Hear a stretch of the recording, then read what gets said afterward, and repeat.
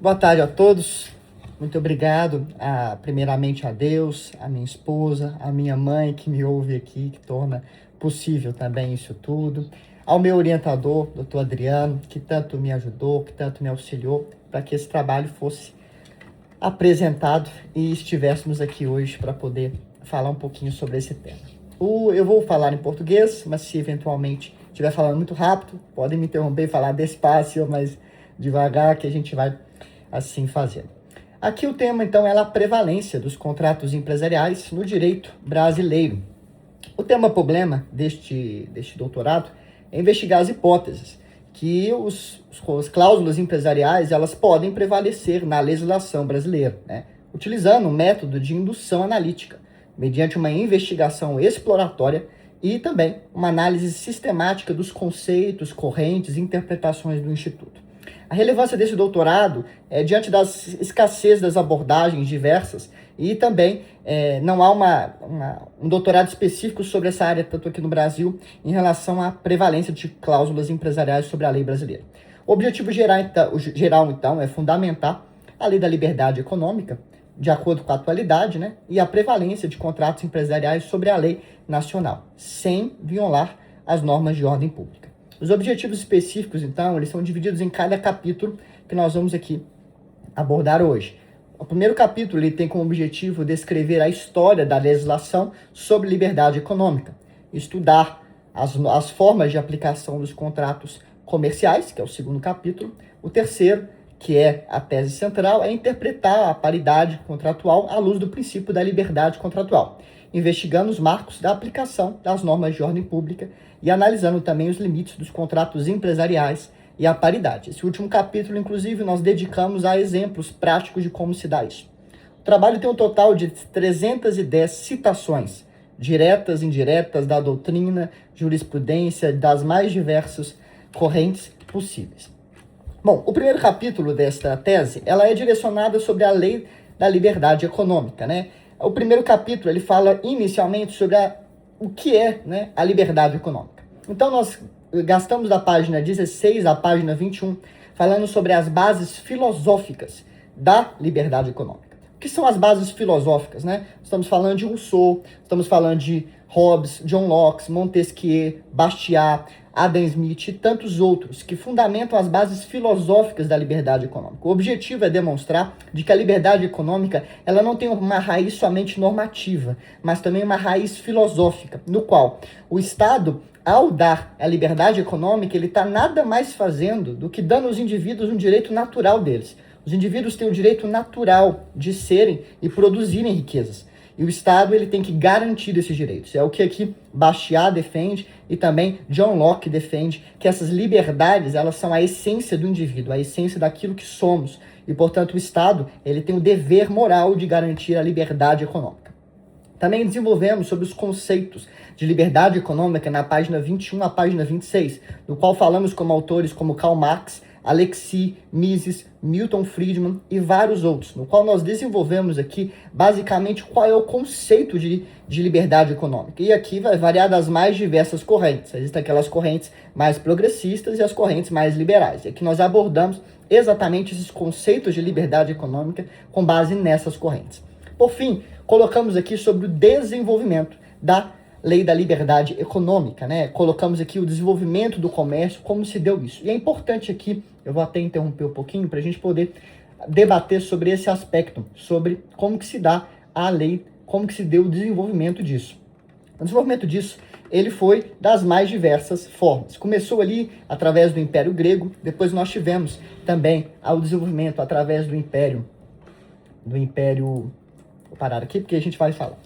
Tivemos o desenvolvimento também através dos gregos, inicialmente com as primeiras ágoras e os primeiros tribunais comerciais, no qual foram instituídas as primeiras regras específicas para os magistrados específicos, né, que eram chamados de nautodicai. E também nós tivemos no Império Romano as primeiras normas que formaram o direito empresarial moderno, que iniciou-se ali no Corpus Iuris Civilis, no século VI, com o Código de Justiniano.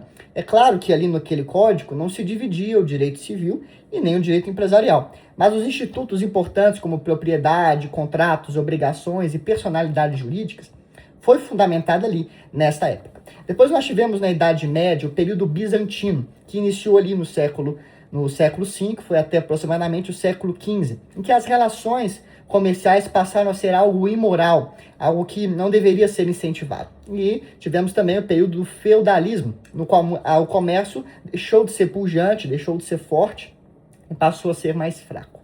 Então, nós tivemos um decrescimento do direito empresarial. Então, enquanto na Grécia isso prosperou muito, com muitas normas próprias do direito empresarial, em Roma também, nós tivemos, após a queda do Império Romano, uma queda abrupta, sim, do direito empresarial, o que só foi resgatado na Idade Média, com as primeiras corporações de ofício, no século XI a século XVI.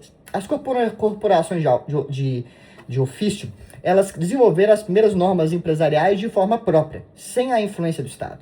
E é muito importante aqui para a nossa tese, porque elas mostram que durante anos a economia moderna se fundamentou com base em normas próprias, não impostas pelo governo.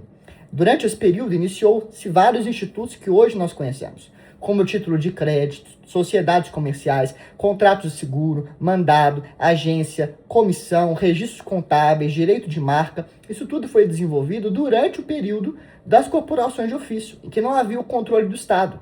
E os próprios indivíduos se organizavam por meio de tribunais próprios para se autogerir as normas empresariais. Só que o Estado percebeu algo muito ruim, de que ele queria controlar o comércio, queria controlar as normas empresariais. Então iniciamos no governo de Napoleão, em 1808, que nós conhecemos como a teoria dos atos de comércio. E ele passou a definir o que era empresário e o que não era empresário. E então isso influenciou todas as legislações do mundo inteiro, como o Código Comercial Português, em 1833, o Código Brasileiro, em 1850, o Código Espanhol, em 1885. O que já era, inclusive, criticado por Teixeira de Freitas, desde 1854.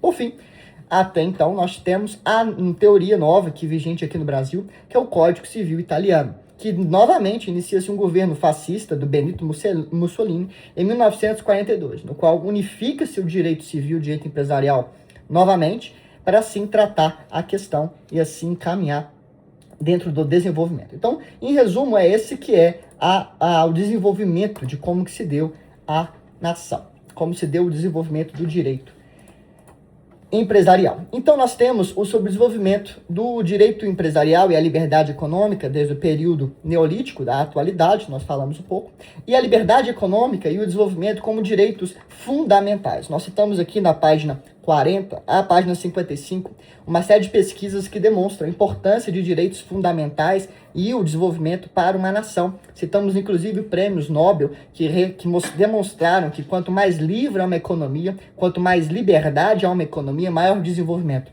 Então nós demonstramos aqui com pesquisas também. Então, enquanto o primeiro capítulo ele busca falar sobre a evolução da liberdade econômica, porque primeiro nós precisávamos demonstrar como que nós chegamos ao status quo. Como que nós estamos hoje? Como que nós chegamos aqui hoje? Então aqui a primeira parte do trabalho busca exatamente demonstrar isso. Como nós chegamos aqui, a importância filosófica da liberdade econômica, a importância social e a importância histórica desse tema. Por fim, nós chegamos na parte 2 do tema, que nós vamos trabalhar os conceitos desenvolvidos durante todo esses capítulos anteriores, no qual nós falaremos sobre o conceito de contratos comerciais e a interpretação limitada. Nós falamos isso da página 57 a 64 e da página 87 a 94.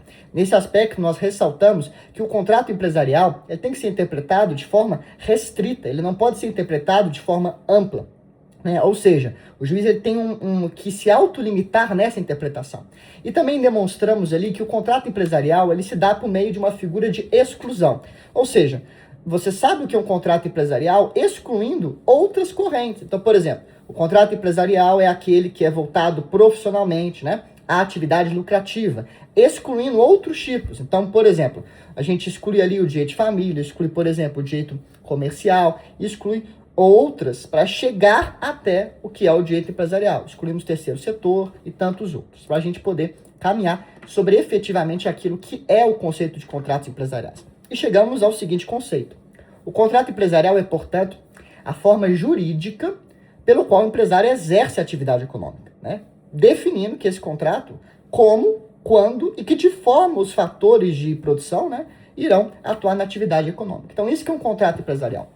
E o contrato empresarial ele tem princípios nucleares, que é a autonomia da vontade, a atipicidade de contratos empresariais, o consensualismo, a relatividade, a força obrigatória, o princípio da boa-fé. E aqui é muito importante, com a lenda branca, ressaltar aqui que o princípio da boa-fé ele é mitigado aqui no direito empresarial.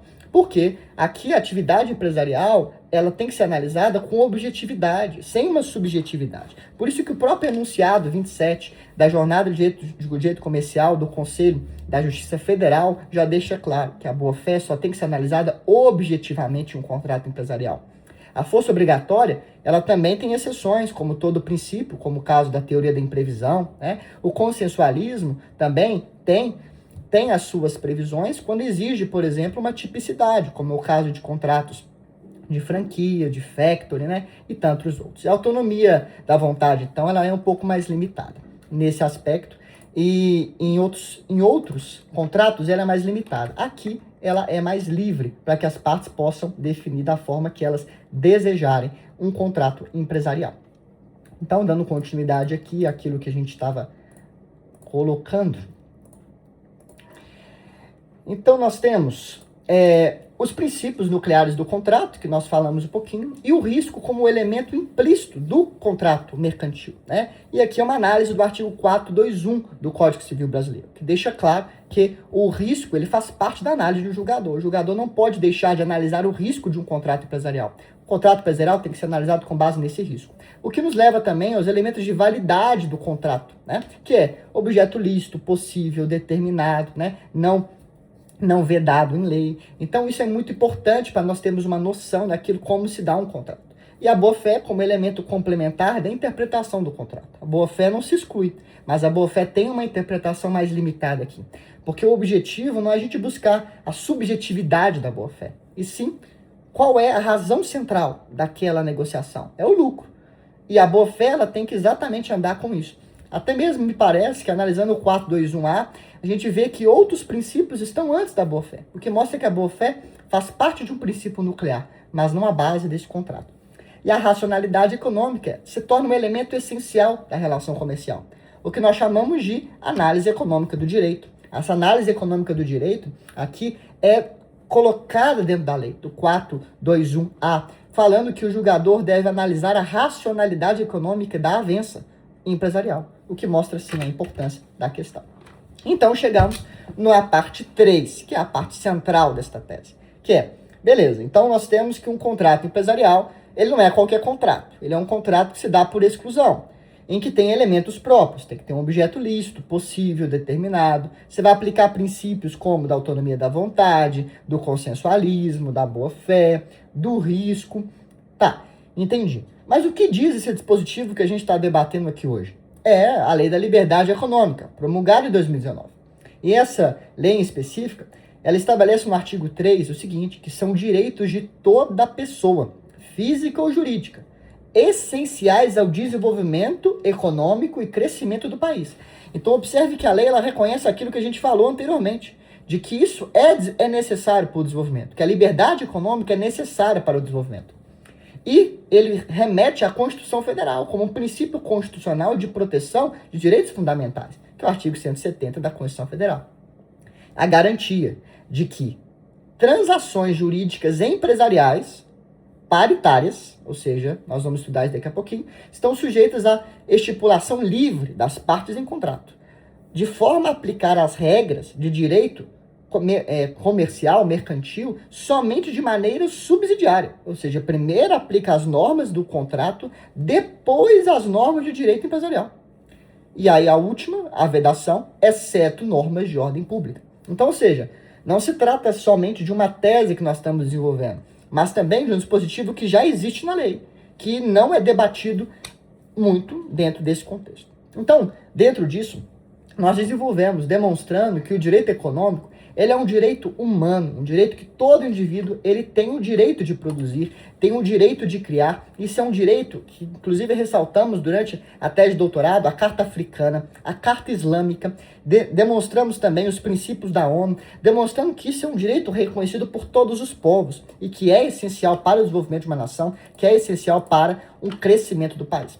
E em relação aos contratos paritários, nós também demonstramos na tese que o contrato paritário, existem diferenças técnicas entre o contrato paritário e um contrato simétrico. O contrato paritário, ele busca a igualdade das partes. O contrato assimétrico, ele busca as informações serem as mesmas entre as partes. É importante ressaltar que a Lei da Liberdade Econômica, ela não fala nada sobre assimetria. Ela fala apenas sobre paridade. O que nos mostra que o legislador, ele colocou os dois como apenas um, né? Tanto a paridade quanto a assimetria, pelo menos ontologicamente, por mais que filosoficamente não sejam os mesmos conceitos. Observe então que o legislador, ele estabeleceu o seguinte: primeiro, para que tenha prevalência sobre a lei, tem que ser um contrato empresarial. E para ser um contrato empresarial, tem regras muito claras sobre isso. Não pode ser terceiro setor, não pode ser um contrato público, não pode envolver interesses difusos e coletivos, como direitos de trabalhadores, como direitos ambientais, como direitos do consumidor, como direitos de idosos, como direito de crianças, como direitos de regulação. Exemplo, CVM, que é o Conselho de Comercial, né, que fala ali sobre a Bolsa de Valores. Temos também as agências reguladoras, como a ANAC, como a Anatel. Todos esses contratos são regulados, têm interesse público e, portanto, eles têm essa limitação pelo final do dispositivo da ordem que nós lemos ali, que é necessário essa limitação. Também vemos, dentro desse contexto, que a paridade é um elemento presumido na negociação. Isso não é uma perspectiva minha, é o que o 421A do Código Civil Brasileiro deixa claro, que a paridade é um elemento presumido na negociação e que o contrato, ele não pode afetar terceiros não oriundos da negociação. Ou seja, eu não posso fazer um contrato, como por exemplo esta banca, e envolver pessoas que não participaram desta banca, porque isso seria um contrato nulo. Então, mesmo aquelas disposições no contrato, elas não podem afetar terceiros não signatários da avença. É o que nós demonstramos aqui na página 189 a 198. Então, se chegamos então àquilo que é o contrato empresarial, que é paritário, que é simétrico, que tem princípios aplicáveis, que não se aplica normas de ordem pública, nos quais temos ali o que é o direito coletivo, o direito difuso, etc., nós chegamos então sobre o que é efetivamente as normas de ordem pública. Porque haverão diversas correntes para sustentar o que é normas de ordem pública. Sobre isso nós falamos na página 156 a 178, falando, por exemplo, sobre o direito fiscal, o financeiro, o ambiental, o imobiliário, condomínio, legislação laboral, mercados regulados, competência, consumo, administrativos, marcas, direitos difusos, tudo isso é normas de ordem pública, em que eu não posso dispor em um contrato empresarial. Também nós demonstramos ali o que são normas cogentes e dispositivas, o que são o direito público, o que é o direito privado, o que são a função social do contrato. Então nós analisamos todas essas vertentes para demonstrar de que a ordem, né, a ordem pública, as regras de ordem pública não devem ser interpretadas de uma forma ampla, mas sim uma forma restritiva, porque nós estamos em um contrato empresarial. Inclusive, nós colocamos sobre a subsidiariedade da função estatal, que não é algo novo, é algo trabalhado, inclusive, pela Igreja Católica desde 1854, nas primeiras encíclicas. Nós citamos isso na página 178 a 184, demonstrando que esse princípio da subsidiariedade da função estatal, ele é incorporado na Lei da Liberdade Econômica. Por a própria lei, ela fala que o Estado tem que atuar subsidiariamente, ou seja, o Estado tem que atuar só quando o indivíduo não conseguir atuar, quando o indivíduo fracassar em suas faculdades. É aí que ele pode atuar, o Estado. Então, esse é um princípio que a lei coloca, que também é um vetor de interpretação dessa normativa. Isso gera novas perspectivas, né? Como, por exemplo, a análise do contrato, ela passa a ser obrigação das partes municiar, ajudar o juiz a interpretar este contrato. E não simplesmente contar que as normas de ordem pública irão interpretar o contrato. Então também tem esse novo viés de colaboração, o princípio colaborativo do contrato. E que também ressaltamos aqui na página 189 a 198 sobre o direito comparado argentino e estadunidense, no qual nós demonstramos que mesmo as legislações argentinas e as legislações nos Estados Unidos, elas têm dispositivos que permitem mais liberdade. Ressaltamos ali a lei argentina, que traz claramente sobre a liberdade das partes em escrever, por exemplo, redações, em matérias que não sejam sensíveis, né? Como, por exemplo, arbitragem, eleição de foro, distribuição de haveres, isso tudo as partes têm um pouco de liberdade. Inclusive, os Estados Unidos ele é citado aqui porque a própria lei de liberdade econômica o faz. Quando a lei da liberdade econômica ela é promulgada por meio de uma medida provisória, nós temos ali ela citando o estado de Delaware. Inclusive, nós estudamos o estado de Delaware e citamos aqui nessa parte sobre o direito comparado. E sobre as aplicações práticas, então. Aqui eu sei que já deu 20 minutinhos, mas eu queria falar um pouquinho sobre isso daqui, que dentro desse contexto. Aplicações práticas, então, disso que a gente está falando. Então, aonde, então, que poderia ser aplicado esses contratos empresariais? Os contratos empresariais, então, eles teriam uma aplicação nula, restrita, ou restringida, ou limitada nas seguintes áreas. A questão de fiscalização do Estado, a financeira, a bancária, contratos regulados, que são contratos da ANS, da Agência Nacional de Telecomunicações, são contratos no qual a gente não pode dispor contra a lei, porque existe um interesse público.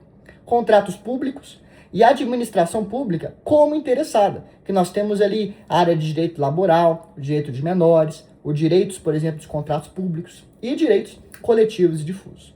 E aonde que é possível a aplicação? Exemplo, blockchain e contratos inteligentes. Eu posso colocar dentro disso, por exemplo, uma cláusula prevendo que uma negociação ela vai ser executada independente da vontade das partes, por acionamento automático de um smart contract, um contrato inteligente. Observe que a lei ela não permite isso, mas eu posso colocar isso em estipulação. Posso colocar também uma definição do que é um conflito formal, o que é um conflito material de interesses. Observe, desde que a empresa não seja regulada na Bolsa de Valores. Posso ainda estabelecer regras que estejam omissas à legislação brasileira. Por exemplo, a lei brasileira não tem uma regra específica sobre liquidação. Então é possível você estabelecer uma outra regra de um outro país ou até mesmo uma regra já revogada para falar sobre liquidação. No caso, por exemplo, nomeação de um liquidante, né? Nós temos ali a liquidação, a lei de falência, mas nós temos, quando a empresa está ativa antes da falência, nós não temos uma regra para falar sobre o interventor, como que se dará essa intervenção. Nós podemos resgatar isso através desse conceito também. E conceitos como correção monetária, cotas, né? Assuntos processuais, que é o que nós chamamos de negociações processuais, podem ser feitas em um contrato. A limitação de responsabilidade de administradores, porque a lei nada o faz. Então eu posso limitar a responsabilidade de administradores. Também posso fazer isso. E um outro dispositivo que nós citamos aqui também, que é muito interessante, que é o caso, por exemplo, da ação penal privada. Calúnia, injúria, difamação. Calúnia, injúria e difamação são crimes penais privados. E você pode expor em contrato, por exemplo, que as partes durante uma assembleia, quando estiverem discutindo e mais nervosas, elas não vão ser processadas por calúnia, injúria e difamação, porque efetivamente são crimes privados, no qual eu posso renunciar. E as aplicações disso são infindáveis. Nós falamos aqui, por exemplo, sobre cotas preferenciais. A lei brasileira não permite cotas preferenciais. Há uma regulação, mas não a lei em si. Poderemos implementar cotas preferenciais, cotas em tesouraria, conselho fiscal permanente, voto plural.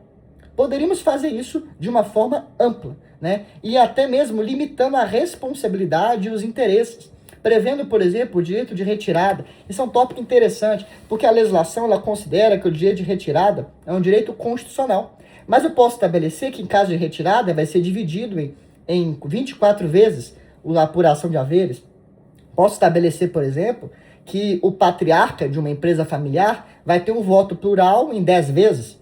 A lei brasileira ela me permite isso, de acordo com a própria lei da liberdade econômica.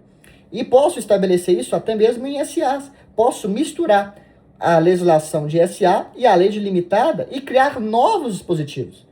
Volto a dizer, desde que não viole normas de ordem pública. E o que são normas de ordem pública? Normas de interesse geral, normas de coletivas, normas que envolvam administração pública, normas que envolvam menores, normas que envolvam trabalhadores, normas que envolvam ambiental. Observe que nós não estamos mexendo nessa legislação. Nós estamos falando apenas de interesse eminentemente privado. Por isso que nós gastamos da página 198 à página 286, só para citar exemplos. Porque não adianta nada que se nós falássemos apenas de hipoteticamente, a tese sem demonstrar a aplicação dela no dia a dia. Por isso que nós debruçamos sobre todos esses exemplos. Falamos sobre contratos regulados, falamos sobre, inclusive, hipóteses no qual a administração pública pode se beneficiar disso, como, por exemplo, na implementação de PPPs, parceria pública e privadas, como ela pode implementar normativas do direito empresarial para se beneficiar nessa situação. Então, nós também demonstramos ali como a administração pública pode usar, inclusive, cláusulas empresariais, como o Golden Share, por exemplo, para que ela tenha o poder de veto. Então, da mesma forma que o empresário também se beneficia disso, o governo, ao poder redigir essas cláusulas, ele também passa a poder, no interesse público, fazer com que as suas decisões possam ser cumpridas. É claro que, ao fazer isso, o governo não pode interferir na vontade privada. Ele não pode querer invadir a competência privada. Porque a competência privada de cada pessoa, ela é sagrada aqui no direito empresarial. A própria lei no 113, no 421A, no 421, a própria lei da liberdade econômica deixam muito claro que o Estado deve atuar somente aonde for necessário. O particular tem que ter a liberdade para poder empreender, por um princípio simples. Porque a própria lei fala que é essencial para o desenvolvimento de um país que haja liberdade econômica. E vários prêmios Nobel que nós citamos aqui já reconhecem que em estados que não permitem a liberdade econômica dos seus agentes, eles não florescem. E aí você poderia me perguntar, mas será que isso vai dar certo? Bom, e as corporações de ofício? As corporações de ofício, durante mais de 4 séculos, criaram a economia moderna, criaram as grandes navegações, criaram os grandes títulos de crédito, sem que nenhum governo interferisse. A economia moderna, quase inteira, foi fundada pelas corporações de ofício que se auto-organizavam. Então, a história mostra que esse é um modelo totalmente possível. É claro que não é possível também retornar à mesma coisa que anteriormente existia. Mas é possível, sim, que a gente possa trilhar um caminho mais seguro, um caminho mais livre, e que sem interfira em direitos sagrados, também constitucionais, direitos menores, de direitos coletivos. O privado, o empresário, tem que ter a liberdade para poder dispor. E é isso que a lei vem colocar, e é isso que nós aqui defendemos, não só teoricamente, mas também com essa última parte aqui, demonstrando os exemplos por praticamente 90 páginas de como pode se dar a aplicação técnica desse dispositivo em diversas áreas do direito brasileiro, tanto no âmbito público quanto no âmbito privado. E assim, eu agradeço muito a vossas excelências por aqui escutarem essa banca atentamente e por aqui eu ter essa oportunidade de defender essa tese. Para mim é uma grande honra e um motivo de muita gratidão a todos. Muito obrigado a todos que aqui compõem essa banca, a todos que me ouvem. Muito obrigado.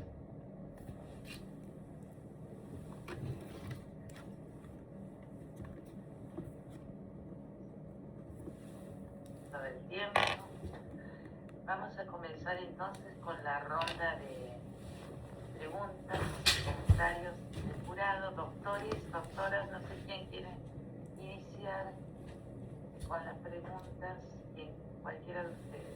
Creo que el doctor Pollack es el, pienso que más indicado para ello. No, muchas gracias, Matilde. No soy el más indicado, pero yo sostengo lo que puse en mi dictamen, por lo cual no tengo mucho más que agregar.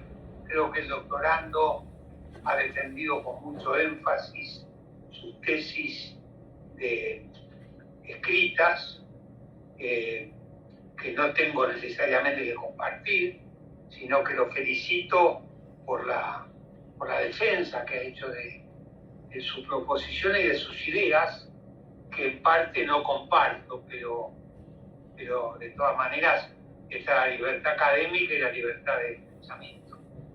O sea que no voy a hacer ninguna pregunta. Muchas gracias, doctor. Doctoras, no sé quién quiere hacer comentarios. Bueno, gracias por tu exposición. Esteban, te felicito, muy claro, muy dinámico, porque en la diferencia de idiomas a veces nos resulta a nosotros un poco más engorroso seguir tu exposición, pero has hecho un uso adecuado del PowerPoint incluso para ir llevándonos y trayéndonos en tu tema. Sí comparto la idea efusiva de defender la autonomía de la voluntad. En este momento se está debatiendo en nuestro Congreso de la Nación una nueva ley de sociedades, de cuya comisión elaboradora he tenido el honor de participar, y todo va en este sentido, ¿no? En el de aumentar la autonomía, en el de reconocer a las partes la potestad para darse sus propias normas y de ir restringiendo un poco el alcance, sobre todo, como vos decís muy bien, en el ámbito de las relaciones privadas y contractuales y negociales y empresariales, el espacio para negociar sus propios intereses. Mi pregunta es más de tipo utilitario, práctico, más de seguramente lo que se te haya pasado por la mente en el momento de hacer un trabajo científico, pero proyectando cuál es la repercusión práctica que esto pueda llegar a tener, ¿no es cierto? Porque siempre tratamos, por lo menos en derecho y en derecho empresarial, de ir al valor utilidad. Entonces, la pregunta es, siendo que en general no hay mucho debate acerca de que la autonomía de la voluntad obviamente está, digamos, permitida y abierta desde la existencia de normas supletorias, ¿cómo te parece a vos que va a resultar de utilidad para un abogado, para un juez, para un empresario, el resultado de tu investigação? Professora, muito obrigado pela sua pergunta. Realmente é isso que eu me questionei quando eu iniciei essa tese. E, obviamente, eu lido com direito empresarial há praticamente 6 anos. E aqui na tese de doutorado, eu explico algumas aplicações práticas. Eu cito um caso muito interessante, no qual uma empresa, a lei brasileira, até então, tinha um quórum de 75% para você alterar um contrato social. E foi colocado no contrato social 75%. Só que a lei brasileira mudou e passou a ser 50%. E aí, o que aconteceu é que as pessoas que tinham 60% tentaram alterar esse contrato na junta comercial. E falaram, olha, a lei fala que é 50+1. A junta comercial foi lá e arquivou. A outra parte recorreu e falou, não pode ser feito, porque o contrato fala 75%. Aí, olha a briga que deu. Aí, no segundo grau da junta comercial, eles pegaram e desarquivaram o contrato, porque falaram que realmente valia o contrato. A outra parte, que tinha feito a alteração, não aceitou, recorreu para o terceiro grau da junta comercial. O terceiro grau da junta comercial falou assim, olha, vale aquilo que está na lei. E aí, a parte não satisfeita, que previa, né, o arquivamento do ato, a parte não satisfeita recorreu para o secretário, que era o ministro de Estado, que era o último recurso cabível. E o ministro de Estado, uma decisão que a gente até cita em 2026, ele decidiu que o contrato ele não tinha que ser arquivado. Por quê? Se o contrato previa 75%, valia a vontade das partes, e não aquilo que estava na lei que previa 50%. Então, quando a gente tem efeitos práticos disso, nós já estamos experimentando isso na legislação. Porque esse conflito foi exatamente um registro. E foi agora, nós juntamos essa decisão em julho, agora, de 2025, quando a gente estava escrevendo a tese, e já estava acontecendo essa discussão.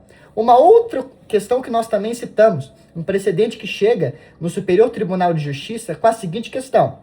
2 empresas, uma multinacional e uma empresa nacional, fizeram um acordo no qual, se tivesse alguma indenização, ela seria limitada a um valor X. Vale esse contrato feito por 2 empresas? Porque a lei brasileira fala que o dano se mede pela extensão. Não poderiam as partes limitar o valor da indenização. E aí, quando o Superior Tribunal de Justiça decidiu essa questão, ele cita a lei da liberdade econômica e fala, olha, se as partes aceitaram essas cláusulas, elas não podem falar que houve violação à norma brasileira, porque isso efetivamente não seria possível. Tá? Um outro caso também técnico que eu posso citar, aqui na norma brasileira, a sociedade limitada, ela só tem cotas ordinárias, só tem a possibilidade de ter o voto na sociedade limitada. Mas em algumas situações, pode ser muito interessante nós criarmos uma sociedade no qual alguns cotistas têm direito a voto e outros cotistas não têm direito a voto, que é o que acontece na sociedade anônima. Então, hoje, a junta comercial, ela implementou uma regulamentação da lei da liberdade econômica. Por que isso está acontecendo?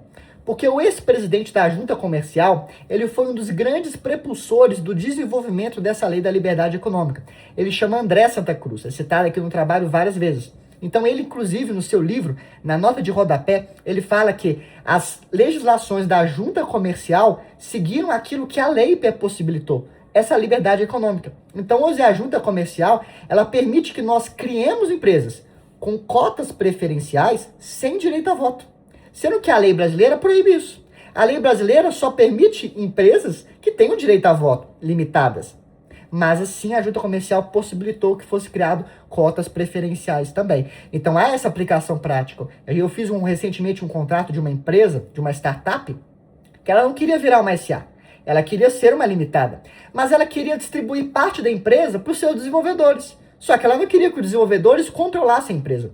Então nós fizemos um contrato no qual a empresa seria uma cotas ordinárias, tudo do dono, e as cotas preferenciais seriam dos desenvolvedores. E registramos isso na junta comercial. Se fosse seguir antes da lei da liberdade econômica, isso não seria possível. Então, por enquanto, eu só estou dando exemplos que hoje são possíveis na junta comercial e disputas no poder judiciário que nós sabemos que, infelizmente, demoram-se anos para a gente chegar.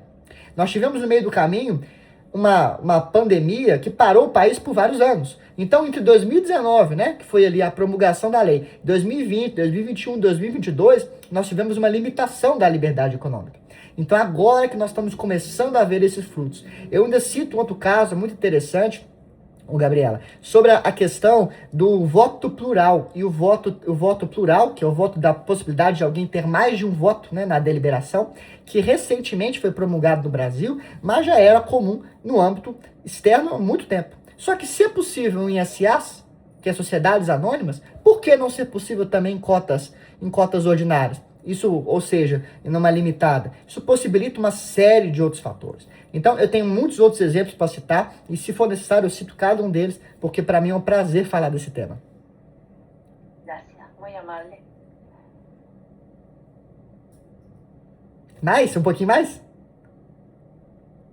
No, yo quiero dar mi opinión. Sí, yo sí. considero también, lo dije en mi dictamen, que la tesis del doctorando es un aporte importante de interpretación de la normativa desde el análisis económico del derecho. Lo hizo con solidez dogmática y rigor científico. Yo lo felicito por eso. Pero yo le quiero hacer una pregunta que está separada de este análisis. Es decir, la calificación mía es muy buena, lo apruebo, pero le quiero hacer una pregunta aparte porque lo veo con capacidad como él hizo todo un raconto desde el punto de vista filosófico y histórico de la libertad económica. ¿Qué opina del desarrollo de China? A gente cita a China. Es decir, donde no existe la libertad económica y es desmesurado el desarrollo de ese Estado con un Estado centralizado, ¿no es cierto? Planificado, sin libertad económica en el plano interno. ¿Cuál es su opinión? Sim. Desde el punto de vista filosófico lo cuestiono, ¿no? Perfeito. Eu agradeço a pergunta porque a gente fala disso também na tese. A gente cita dois países, a Coreia do Norte e a China. E nós falamos, inclusive, na tese, de que mesmo esses países sendo socialistas, eles dependem das empresas. Vemos aí, né, os casos das empresas aí, os carros elétricos vendendo para o mundo inteiro. Então observe que mesmo indiretamente, elas dependem da economia moderna. Elas dependem dessa liberdade econômica. Porque mesmo sendo um país centralizador, não tem como o Estado recolher impostos, pagar previdência, recolher tudo, se não tiver alguém para bancar isso. E as empresas geram a maior parte do lucro em conjunto com os trabalhadores. Então, efetivamente, mesmo a China sendo um pouco mais fechada e centralizadora, do ponto de vista filosófico, ela depende da liberdade econômica para existir. Inclusive, a China adotou um modelo híbrido, né, no qual ela é capitalista no âmbito geral, mas politicamente ela é socialista. Então, ela percebeu que não tem como ela ignorar o fenômeno da liberdade econômica. Então, ela preferiu utilizar onde é inteligente, que é do ponto de vista capital, distribuindo para o mundo inteiro e comercializando com o mundo inteiro. Se não houvesse liberdade econômica, Nenhuma economia hoje seria. Inclusive, grande parte da expansão da economia moderna, quando se deu ali no século XV, século XVI, pelas grandes navegações, se deu exatamente pelo grande desenvolvimento. Mesmo estados centralizadores desenvolveram isso. Então, do aspecto filosófico, eu entendo que mesmo países socialistas, eles precisam de uma economia moderna para viverem, existirem, recolher impostos, comprarem suas armas, comprarem os seus carros, desenvolverem sua economia, sustentarem o Estado. Sem a liberdade econômica, não há como o Estado sobreviver, porque o Estado depende de impostos que são recolhidos principalmente daqueles que produzem, trabalhadores e empresas. Muy bien, muchas gracias. Muy amable. No sé si hay alguna otra pregunta o comentario más. Si no, entonces vamos unos minutos vamos a dejar en sala de espera. También está ingresado el director del CECITA, el doctor Silva Ribeiro. También le vamos a dejar unos minutos en espera, como también a todos quienes están aquí, digamos, acompañándolo en la defensa. En unos minutos doy la entrada nuevamente. Obrigado.